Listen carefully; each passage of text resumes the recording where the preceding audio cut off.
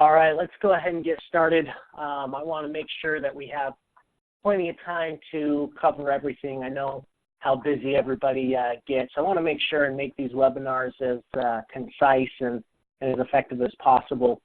Again, I've got everybody on mute, so if you have any comments or questions at any time, feel free to go ahead and just chat your question or comment in the chat box, and at the end, we'll make sure to get to everybody's questions.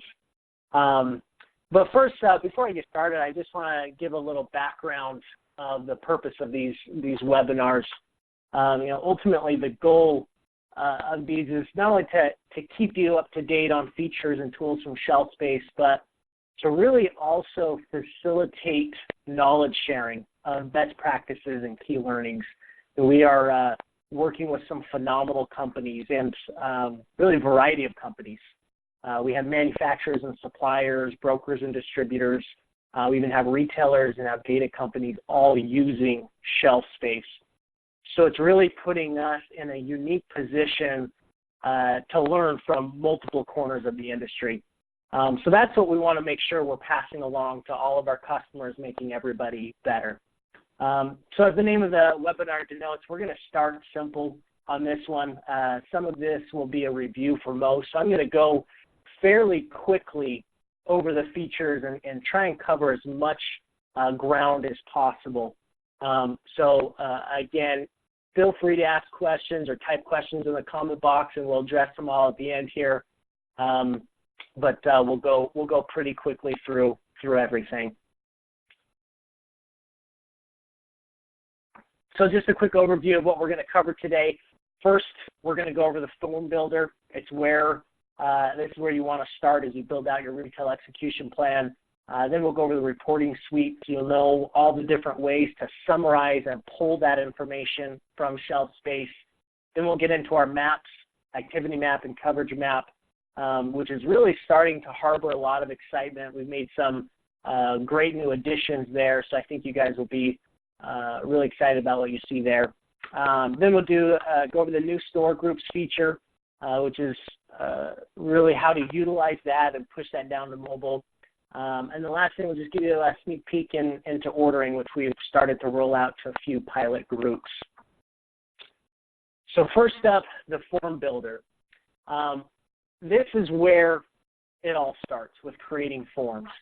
Forms are the medium to do what different people in the industry may call audits or surveys or store calls, task lists, whatever you want to call it. It's how you direct your team on what they need to do when they walk into a store. So I'm going to go ahead and hop over here to the admin panel. Everyone that was invited here should have administrator access. If you don't, definitely let me know, and I can change your privileges there. But you just go to shelvspace.com, click on login, and that will take you to your admin panel. So with forms, you just go to the menu, click on forms. And I'm just going to quickly go over creating a new form. So I click on new, give it a form name. Oh, back to basics, admin panel. And then I select my manufacturer. So if you're a broker or distributor, you can break out the form by manufacturers who you're representing. If you're a manufacturer supplier, you can break it out by brand family. So for now, I'll just select these are all just example companies I've thrown in there. Then you're going to select your form type. So typically right now we're using two different form types. That's the most common. One is your update form, and the other is your reset form. And just to make it simple, I just want you to think, when you think update form, think CRM, or in other words, customer relationship management. And you can see the description of the form right here. It kind of tells about the behavior. Essentially, an update form is if you're wanting to go into a store, complete the form, and have access to that information the next time you're in, or just update a few fields, you want to do update forms. So commonly used for tracking who the store manager is, who the buyer contact information, email, phone number, things that you don't want the rep to fill out every time, but just update it as they go along. Reset form, I want you to think audit. That's what it's most commonly used for. It's when you want your rep each time to fill out a fresh new copy of the form. So I select, we're going to do a reset example here. One question that we're asked is, can I make the forms appear and disappear on certain dates? And this is how you do that. You click on select dates, have a start and end date, and that will activate and deactivate the form on those dates. So I'm going to click on create. And I'm sure many of you are very familiar with this. So again, I'm going to go through this quickly. But essentially on the left, you have your types of questions you can add. And on the right is your form preview of what it's going to look like. So I'm just going to throw in, just click on the question type, and you'll start to see the questions being added on the right. On the left side, when you click on the question, you get different question options.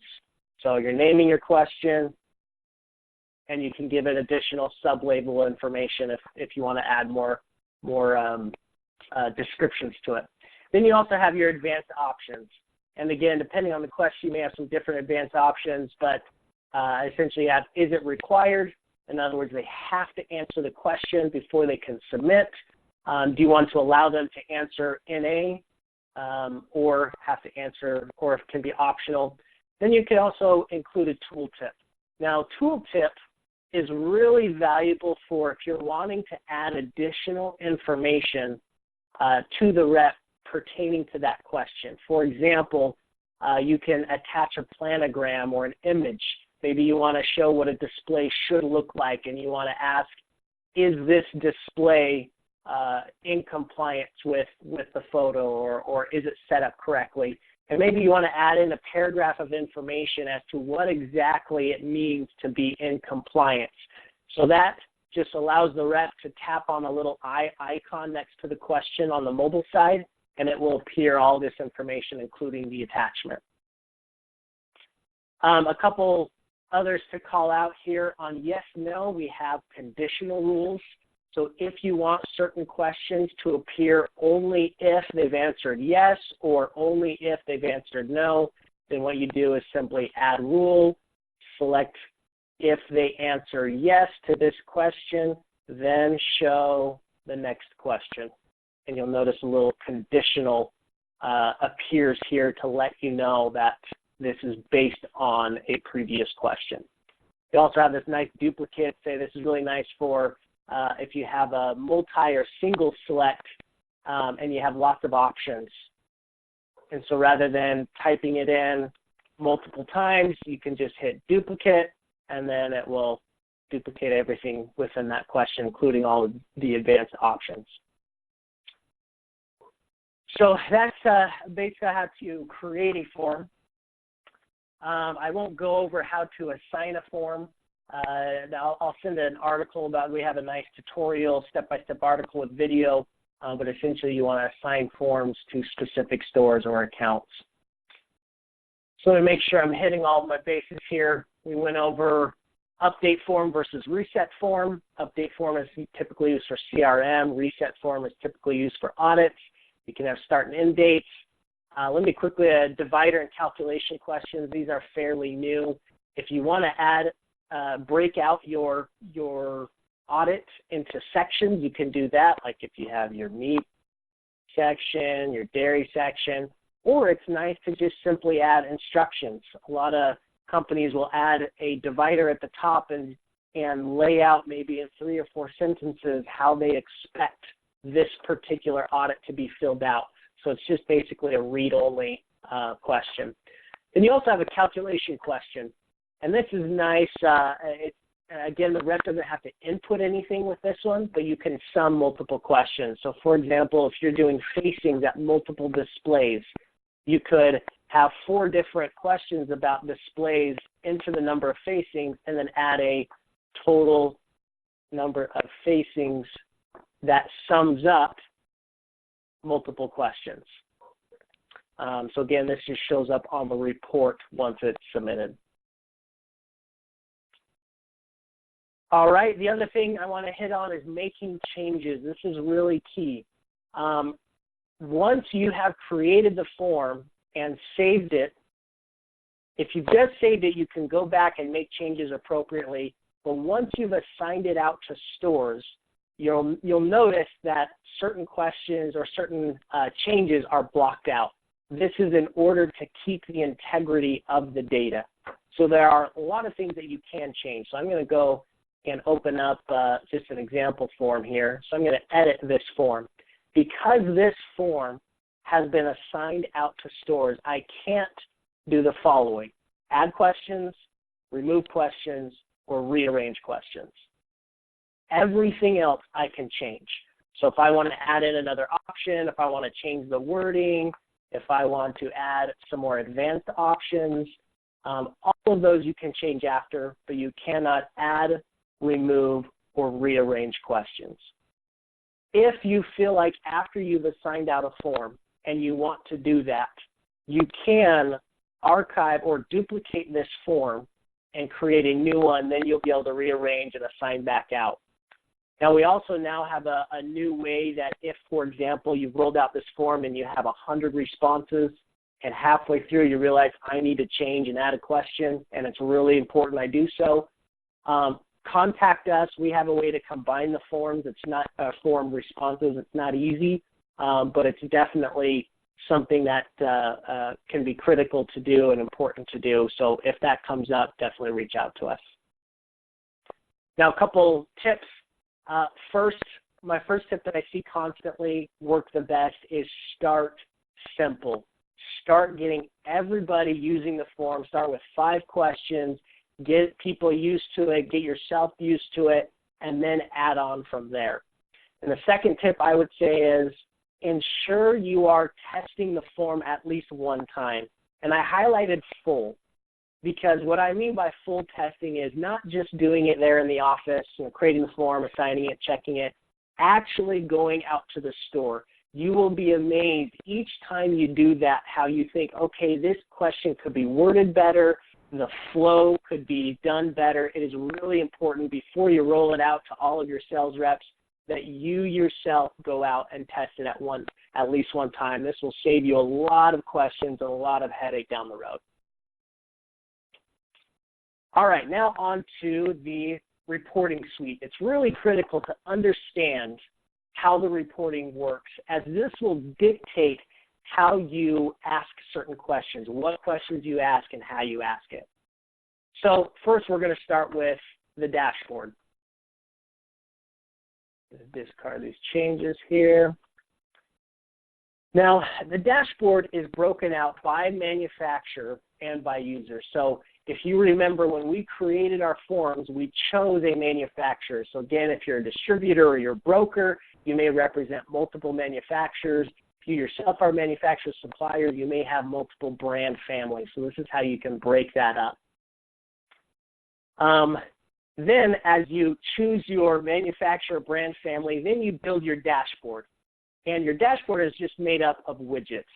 And a widget is simply a window into form results by question.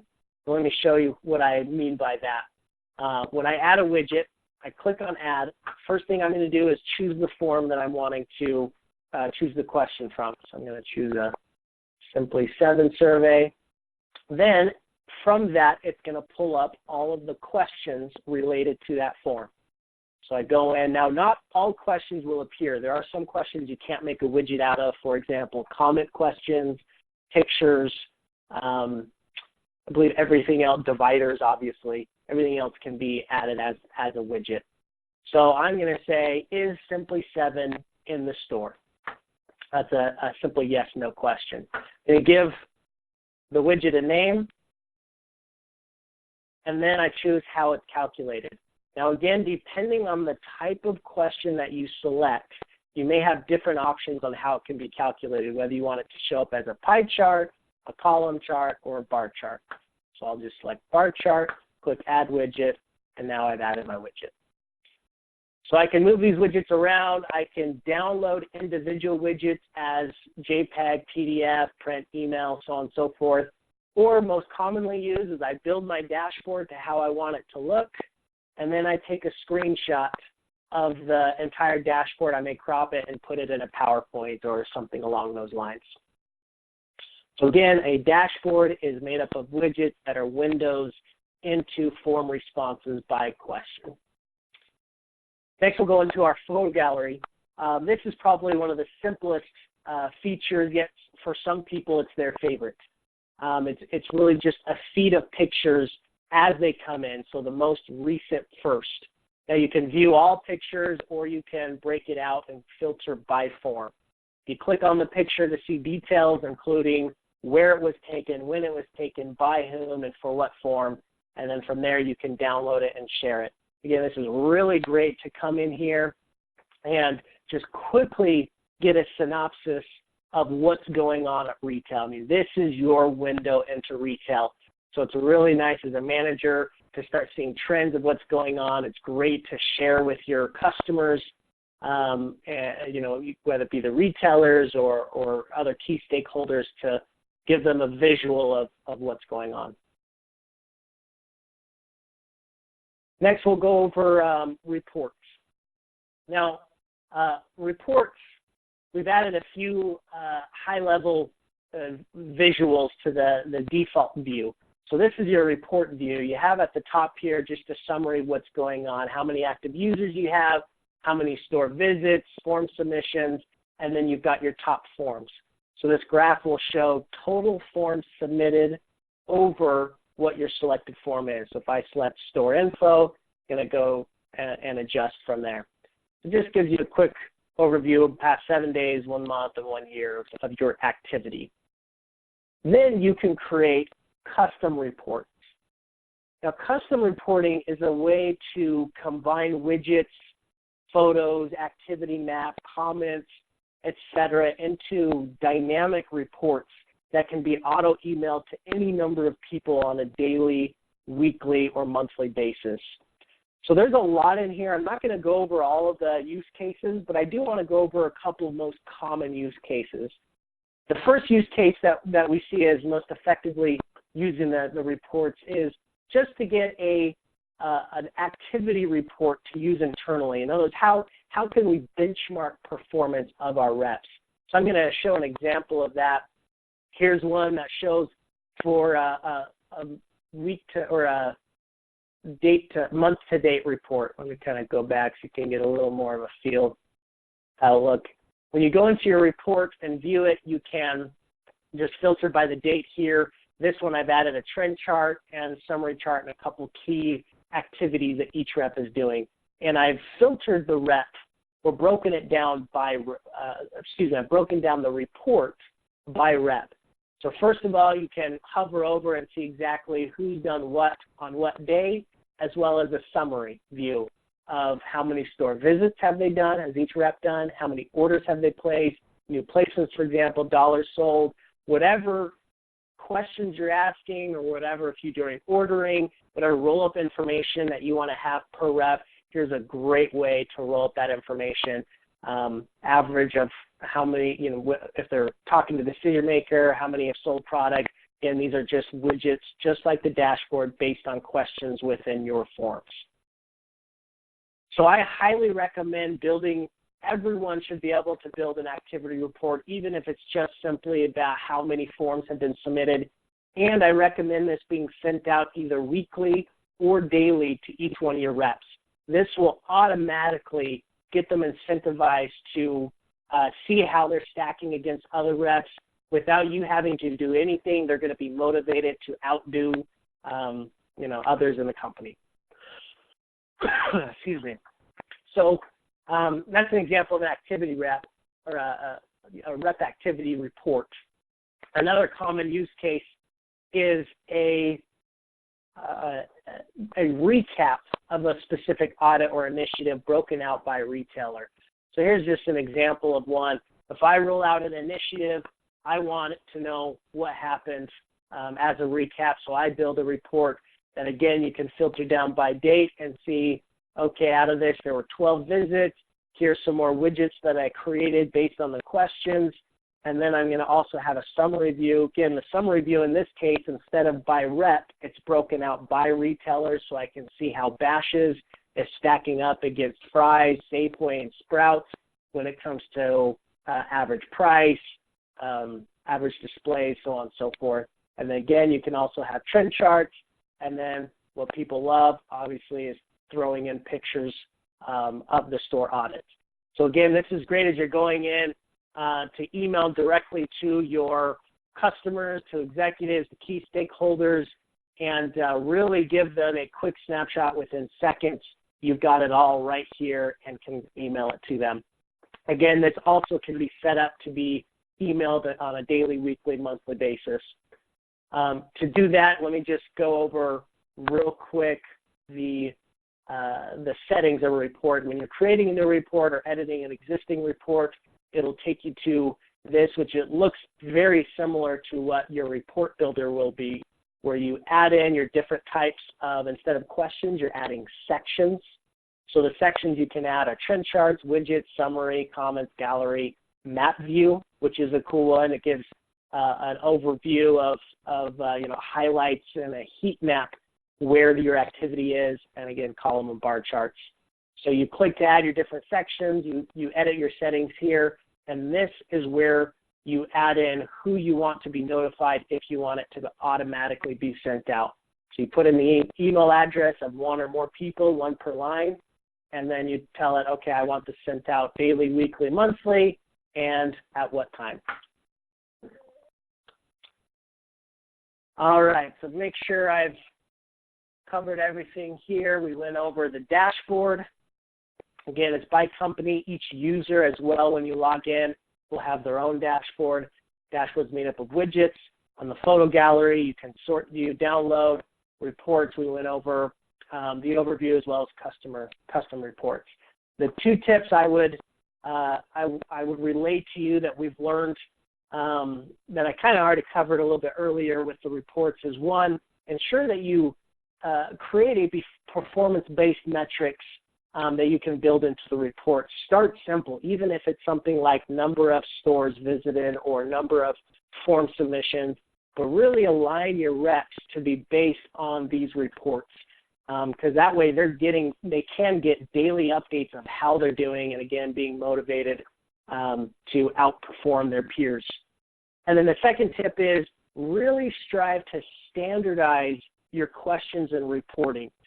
Try and get a feel for your company, particularly how you want to visit every store. What exactly the same questions, whether it's for one product or another product, try and get them to be standardized. And I think you'll really find it becomes more effective when you're reporting to your key stakeholders and customers what's going on when you get a standardized form and report. Now, this is something we are actually actively going through. There's 100 different ways you can set up reports for pricing, for compliance, for promotions.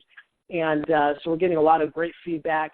And so we will actually be holding a training later on down the road specifically geared to what we've seen as the best way to set up standard reports and forms. So that's to come. But in the meanwhile, try and do that yourselves, and you'll really see a nice streamlined retail execution plan.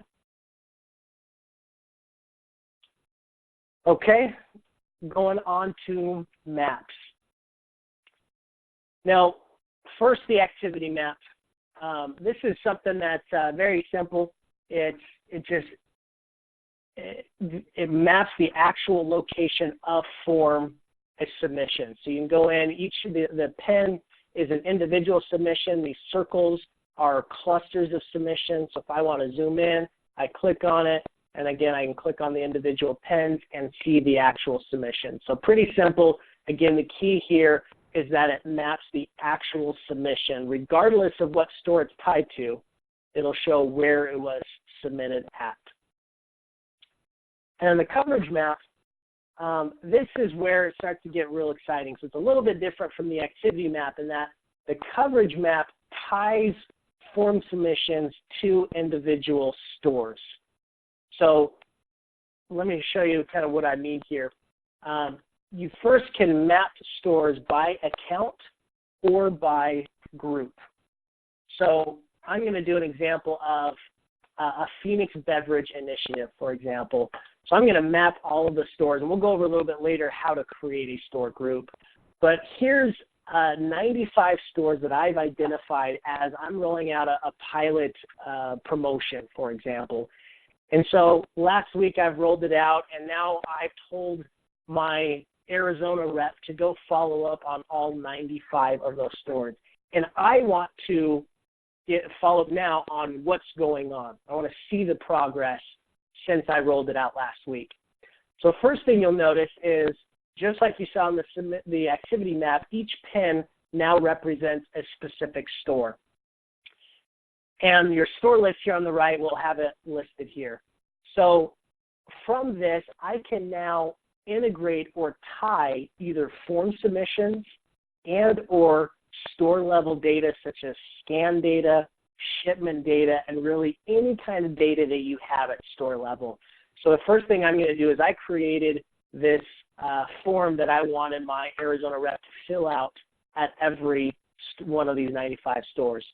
So the first thing you'll notice here is as I zoom in, you'll start to see blue pins versus gray pins. Blue pins represent every store that this form was filled out at, whereas the gray ones are the ones that haven't been filled out. So right away, I know out of the 95 stores how many are still yet to be visited.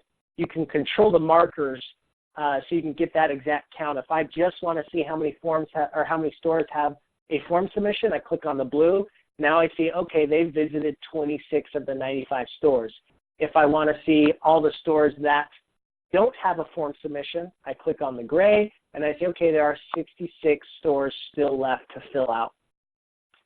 Then I can take it a step further, and I can go in here, and I can actually click on the store and get all of the information about that store, including, like I mentioned, any data that I've integrated. We have an example of SPINS data integration. This is just example dummy data. Say you integrated data from SPINS that shows you all of the scans per product. So you can know what the sales were, the quantity by week and by product.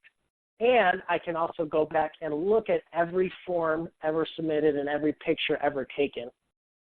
So you can see the coverage map, when you really start to leverage this, it begins to tell this story. And as you add more and more forms and as you add more and more data integrations, you start to get a full picture of what's going on. And this is where we really want to help our customers win at store level execution. I mean, store level is where the rubber meets the road. And the coverage map is a major way in which you can not only, one, greatly increase your visibility at store level, but also, two, really help to focus your team on the stores with the greatest opportunity.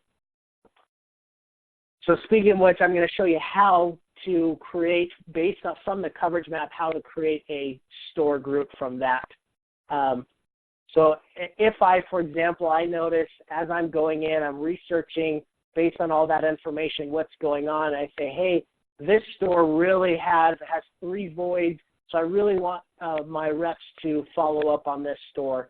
I can start to zoom in, pick those stores out, and select them right there. So I've identified these 7 stores as, hey, these have the biggest opportunities. I now have this Take Action button. If I want to first export this, I can export it to Excel, and that will just download it into a CSV file, or I can create a store group. Now, before I move on to that, I'm going to actually just make sure I've hit all my bases here on coverage map before we get on to store groups.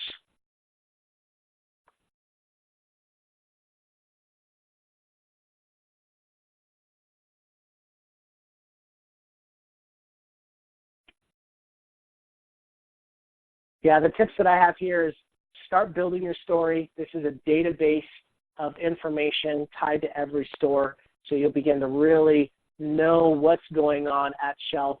And the other one is, this is really how we feel and see companies winning at store level. I mean, you're going to get better visibility than anyone in the industry as you start to build this coverage map out. So now we'll move on to store groups. And that is I've selected my stores with the biggest opportunity. I click on store group. I can now select an existing, say I've already created a group that's called voids or something along the other. I'll just use the Dan test list. Or I can create a new group. And now I want to say, okay, now that I've selected and identified the stores that I want my team to go to, now I'm going to tell my team to go to them. So I click on select users, and I select the 3 reps maybe that are my Arizona reps, click assign. And now on the latest version of the mobile app, all of those reps that were selected will now have access to and can filter down to that store group. So on their mobile app, they'll have the filter icon, they'll tap that, tap store groups, and then tap void list or whatever you name your group as. So again, it's a very, very easy and effective way to identify stores and communicate that out to your field reps so they know exactly what stores you want them to follow up on. All right, let me don't annoy you with my notifications. So let me make sure I got everything on. Regarding store groups, so you can add them via the coverage map, or you can add them via the store list. So here's my store groups that I can create a new one. If I want to add new stores, I select it, go to actions, click on assign unassigned stores, and can filter it this way. So there's 2 ways to add stores to a store group. Again, anytime a store group has been assigned to a rep, any stores that you add afterwards will immediately be reassigned to that rep. Then just so you see here the options when you click in here, this is how you control whether or not this group shows up on mobile. So if you're wanting to create a store group more for just reporting purposes and you don't want your reps to have access to the group on their mobile, you just turn that off or on and vice versa. All right, so we went over for store groups, how to add stores. There's 2 ways to do it, and then there's also you can choose to display on mobile as well as display via reports. The most common use case that we've seen is one for routing. So if I want to build a route for my reps, I can either do it myself. If you want to give access to your reps, you can have them build it themselves on the admin panel, but it's a great way to give access to your reps to all stores, but then tell them here are the stores specifically that you want them to be responsible over. And then the next one is identifying certain groups like we went over as a promotion. If you're doing a specific initiative over certain groups, you can create a group that way. The third way that we've seen is by creating teams. You may create a store group for the East region, West region, Northeast region, and that can be rolled up into reports. You can get a nice summary view by division, by region.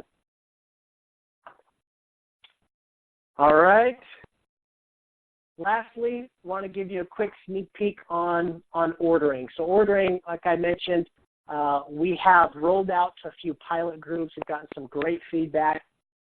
Essentially with ordering, it's getting you away from paper. It's modernizing your ordering and streamlining your ordering process. So you can create invoices and or purchase orders. It creates a nice professional looking template that can be emailed, exported, or printed right there and then. We have some companies that literally will carry around a printer. Others are just emailing it to the retailer or emailing it to the office for them to input. But it's a great way to minimize human errors or input errors, as everything is much more streamlined and it prompts the users on exactly how much their total and subtotal is. It ensures that they know exactly what product they're ordering. You no longer have to try and read ineligible handwriting. And it's a great way to start building an order history and getting metrics. You can build sales metrics into your reporting. You can have a history of all the orders, both in the admin panel as well as per store. So every time a rep walks in, they will now know exactly what orders have ever been placed at that store. So if you're interested in ordering, just let us know. It's still being rolled out in phases, but we'll definitely go through your use case scenario and make sure that the ordering flow works good for your workflow. So just contact us if you want more information on that. Lastly, just want to go over product support. One of the things that we ask of you as we're starting to grow out our team is instead of, even though I absolutely love hearing from everybody personally from my personal phone, my personal email, it really helps to use the support email, as that will not only notify me, just like you would if you'd email directly, but it also notifies the entire team, and we can be much more effective at getting what you need done, including the same with the support line. If you use the support line, this will also route to any available person that can take your call. So you have, like always, you can use the feedback screen within the application. You can call in using the support line or email us directly, support@shelvspace.com. Also, we are revamping our support website. So you may have used it in the past. We've made a lot of changes over the last couple months, and so a lot of that is going to be updated on the website going forward. In fact, after this meeting, I'm going to send you several articles based on the webinar that we went over, including a getting started guide for administrators, and then just a recap on a lot of the features that we went over. So in an email, I'll send you links to that, but it's just support.shelvspace.com, and then you can search through it.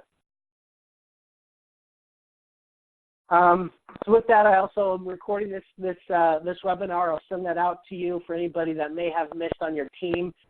Statistics show that if you do not attend the webinar, the chances of you actually watching the recording are very, very low. So with this and going forward, I highly recommend you get people to attend or follow up. If you really want them to watch the webinar, make sure that they actually do that.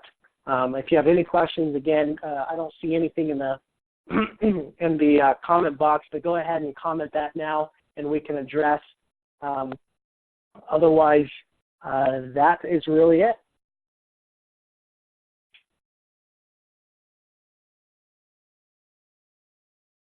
Awesome.